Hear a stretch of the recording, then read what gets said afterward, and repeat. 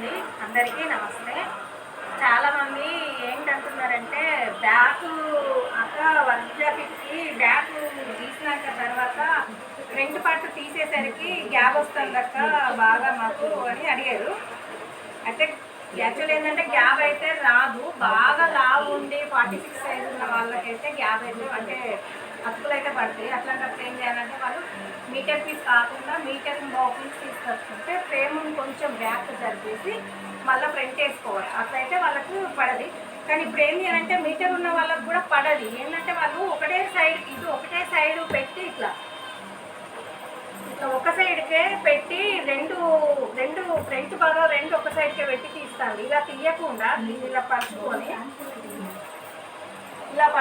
ఇలా పరుచుకున్నాక తర్వాత ఇటు ఫ్రంట్ తీయాలి.